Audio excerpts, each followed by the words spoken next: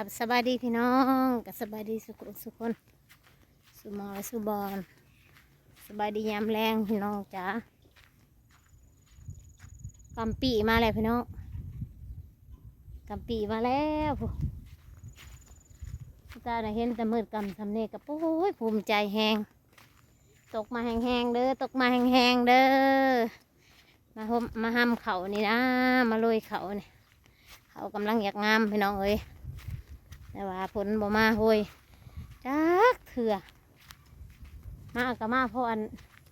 แหลนใกล้แต่ว่ามันบ่ทันแห้งเด้บ่ทันได้มาเพราะได้อันหาเขาสุ่มซื่นนะเด้พี่น้องตาก็มาเลี้ยงงัวพี่น้องงัวก็ปลูกไว้เลย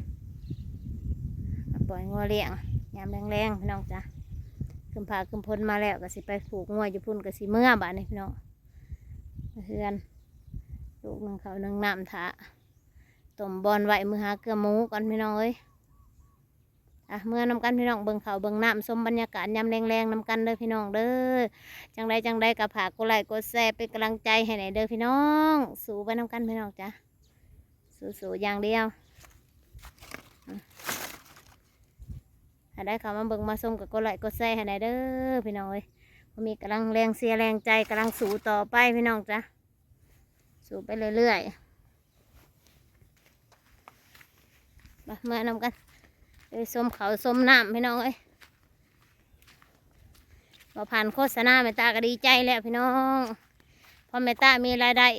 ซื้อในหมักถั่วหมักแตงปลูกพี่น้องเอ้ยปีนี้ต่างปีกายหาเงินก็ยากพี่น้องเอ้ยอยากได้ในหมักถั่วหมักแตงปลูกก็ยังบ่มีเงินซื้อ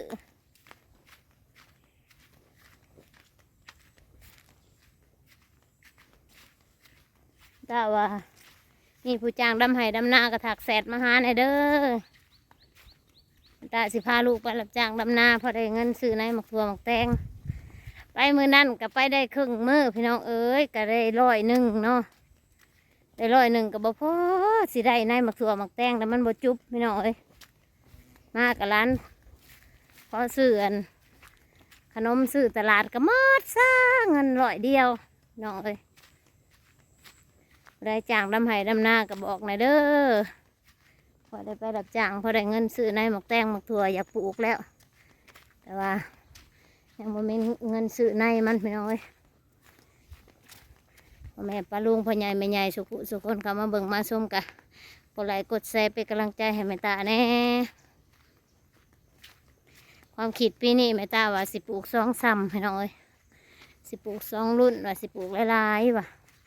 เพราะว่าเป็นยังปีนี้แม่ตาบ่ได้ดำนาพี่น้องเอ้ย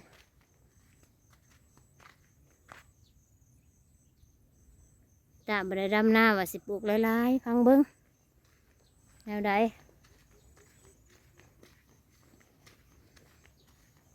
อันมีต้นทุนเนาะถ้ามีเงินซื้อในเนาะซื้อในแนวพันธุ์ปลูกแล้วก็ซื้อปุ๋ยใส่แม่ตาน่ะสิ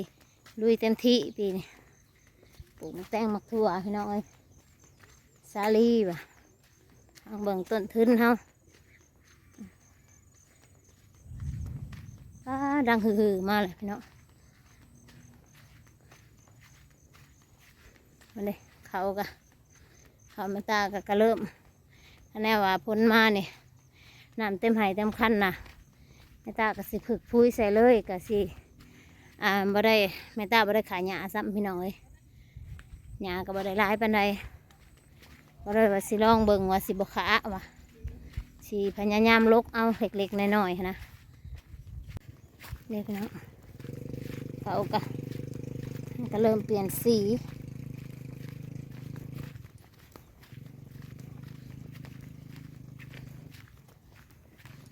หญ้าก็ได้มีเล็กๆน้อยๆนะพี่น้องนี่จังได้บัดใส่พุ้ยจะว่าสิปื้อขึ้นมาจะ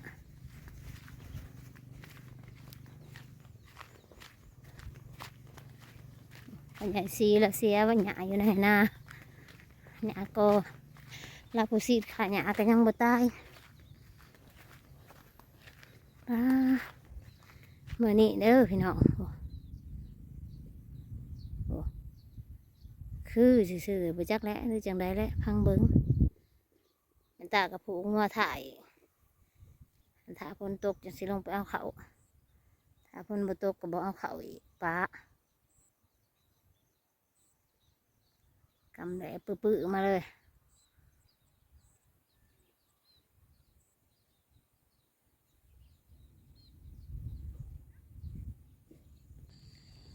ถ้าไปคุดจิหลอกกับบริถ่ายคลิปถ่ายแคปไปน้องพ้นตกจะนำเขาโทรศัพท์บ่แม่นหยังหรอกนี่ฮะกะเอื้อนนี่ฮะกะเห็นอันแจ้งออกมาก็เลยสละเวลามาถ่ายคลิปให้พี่น้องเบิ่งพี่น้องชมไปตามมาปล่อยงัวเลี้ยงพี่น้องเอ้ยนี่แหละทงไห้ทงหน้านี่แล้วนะแม่ตาเองนี่แหละพี่น้องจ้ะเดี๋ยวแม่ตาสิพาไปเบิ่งอันบอนแม่ตาสิปลูกไทยปลูกหมักแตงหมักถั่วพี่น้องแถวนี่แหละแถวนี่แหละแม่ตาอันก็ข้างเบิ่งจากซองซัมเมอร์สิซอนพอตาลงมาไทยทั้งบ่มีเงินซื้อไหนพี่น้องเอ้ยบ่มีเงินซื้อไหนหาถือเลขเด้อยากถือเลขน้ำเพิ่นเด้พอได้เงินซื้อไหนหมักแตงหมักถั่วอยากปลูกกับบ่มีงบประมาณพี่น้องเอ้ยจะแม่นทุกข์จะแม่นยากเนาะถือเลขน้ำบ้านน้ำเมืองพนักกว่า2 โต 3 โตนะกว่า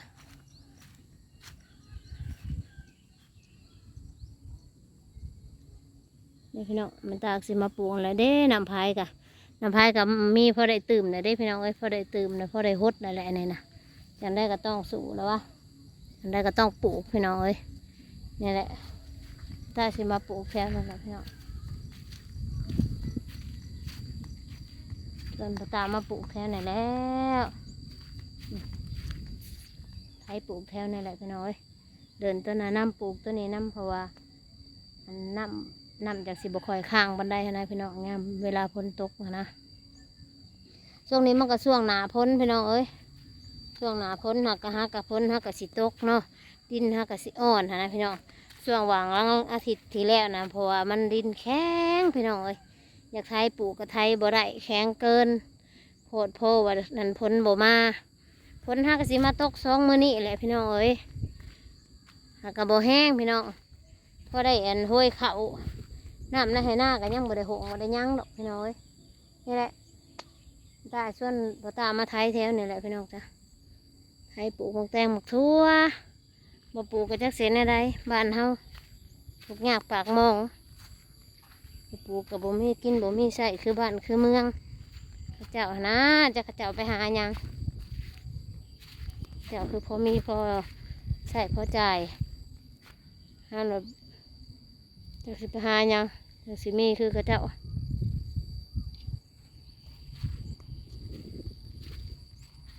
ปีนี้แห้งกระเต็กหาเงินหาคำก็ยากพี่น้องเอ้ยเผื่อสิได้เก็บหาเก็บซิปขนาดทึนอยากลงมาปลูกหมักแตงหมักถั่วก็ยังบ่ทันมีเลยพี่น้องเอ้ยอยากถือเลขเด้พอมีต้นทุนซื้อในหมักถั่วหมักแตงมาปลูกบ่หลายก็ได้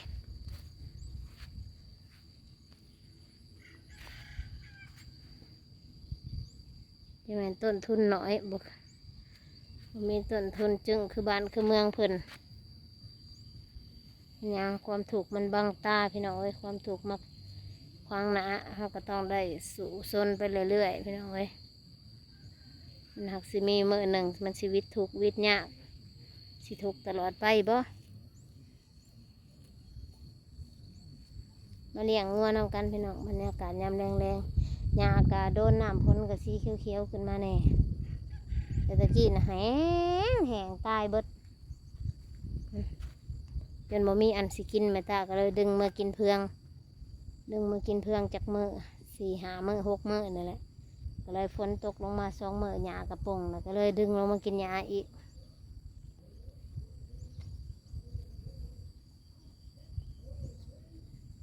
อย่างไรก็ฝากเบิ่งฝากส้มก็ไลค์ก็แชร์เป็นกำลังใจให้แม่ตาหน่อยเด้อพี่น้องเอ้ยบ่ผ่านโฆษณาเพราะแม่ตามีเงินซื้อในหมักถั่วหมักแตงปลูกพี่น้องเอ้ยปีนี้ว่าคันมีต้นทุนแม่ตาก็สิปลูกหลายๆแน่ปลูกหมักแตงแน่หมักถั่วข้างแน่เนาะแล้วก็ว่าอยากปลูกหมักพริกแน่พี่น้องเอ้ยอย่างไรก็รออดทนไปเรื่อยๆพี่น้องเอ้ย จังหน่อยมีผู้จ้างดำไห้ดำนามีผู้จ้างโลกกาแม่ตาก็สิไปหารับจ้างเพราะได้ซื้ออันบักพริกกระแดกแปลงนัวพอได้ซื้อในหมักแตงพี่น้องเอ้ยมื้อนี้ก็สามข้าวพี่น้องเอ้ยมื้อนี้ตอนเช้าก็ได้สามข้าวบอนมันห่างแหละห้ากะโลกบอนมันทีไปสามไปแล้วสองให้ยังอยู่สองให้เนาะสียังห่างแน่นะห่างเบิ่งแม่ตาว่าจะให้พ่อตาเอารถไถลงมาไถแล้วก็จังสีอันดำเอาลกแถวนั่นแหละดำกะลกแถวบอนมันทีเห็นแหละเอาบริวารกะได้พี่น้อยต้องได้ลกแถวนั้นแล้วมาดำให้ว่างเอามาเลี้ยงงัวน้ำแม่ตาเด้อพี่นี่แม่ตาบ่มีต้นทุนพี่น้องเอ้ยมีต้นทุนอยากปลูกหมักแตงหมักถั่วก็เลย